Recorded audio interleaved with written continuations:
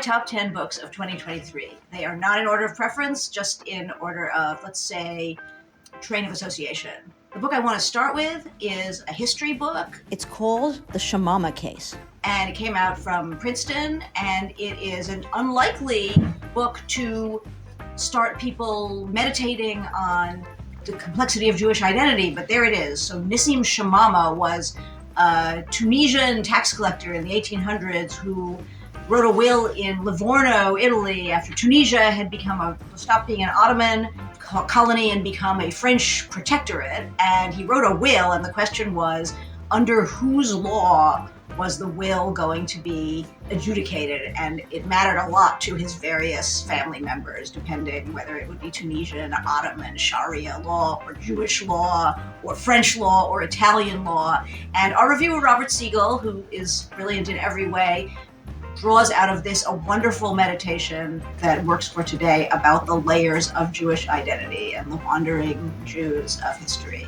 It's a wonderful, weird, unexpected book, and it's by Jessica Marlin. Speaking of wide range wandering Jews with crazy histories, my second book is called The Sassoons. The Sassoons, written by one of the later Sassoons, Joseph Sassoon. It's about a family that spread out through Asia. They were Sephardi, they started in Iraq, they built fortunes in India, they built fortunes in London, and they are everywhere in the Jewish and the business world to the present day. These are both books that give you a feeling of breadth and sweep and complexity of Jewish history, and that's a good thing, always. Speaking of which, we had a whole lot of books about Israel to review for, seems like a long time ago now, the 75th anniversary of Israeli independence. And of them, my favorite was a rollicking read called We Are Not One by Eric Alterman. We Are Not One is self-explanatory. It's about how the Jewish community, especially where it regards Israel, has never agreed on anything and has fought and been controversial. It's a fun read, but when you turn to the index, as I do because I'm that kind of reader, the single longest list of entries is for somebody named Marty Peretz, who edited The New Republic for many years. And that is my next fun favorite book of this year, Marty Peretz's own memoir about being editor of The New Republic and other adventures. It's called The Controversialist, and it's a memoir of, I think you'd have to say, a bad boy. And that's another great genre of Jewish books, memoir of a bad boy. And speaking of which, my next book is a very, very rollicking memoir by possibly the ultimate current Jewish bad boy, David Mamet. This book's a crazy, funny, angry, ridiculous read, and so, can't ask for more than that. Our Israel issue also had a book of short stories by Tova Reich called The House of Love and Prayer.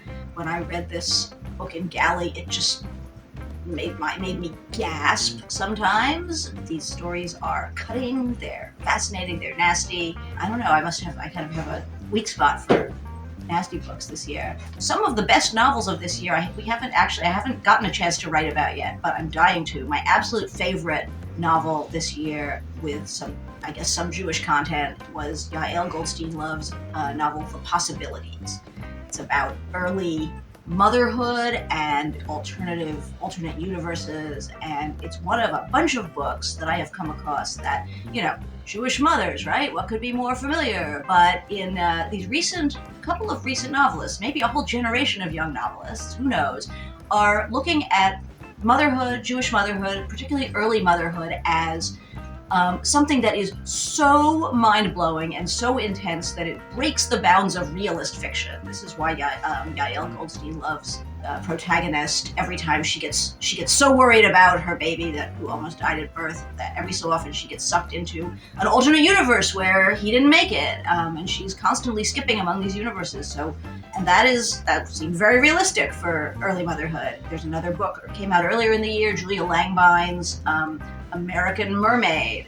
Very strange, very thrilling book about a girl. Well, it's really about a screenwriter, but her character is a girl who, unbeknownst to anyone else, was actually at birth sculpted from a mermaid, so she doesn't realize it, but she's actually a mermaid and she doesn't really belong in the world. And this is a very strange book, but in the end it also turns out to be about mothering. And that makes me think about sci-fi, and my new favorite book, we will almost at the end of the year, is Naomi Alderman's new book, The Future. Can't imagine what that's about. It's a dystopia, kind of end of the world thing. Naomi Alderman is best known for another dystopia, which was really fabulous a couple of years ago, called The Power, about what happens when women develop the ability to shock men by touching them and possibly kill them. But The Future is much more about saving the world from and through various kinds of virtual media. And what makes it interesting in this context is that it's also, oddly enough, a very elaborate midrash on the story of Lot in Genesis. And that brings me to book number 10, and this is, I am going to cheat now, and I will say that although it didn't come out this year, you might, if you like poetry, you should have a look at something by Louise Gluck, one of two Jewish female Nobel laureates in literature who died this year. If you had to pick one at random, I would say read her 1990 collection, Ararat. And for more great book reviews, some of these, some others, visit momentmag.com.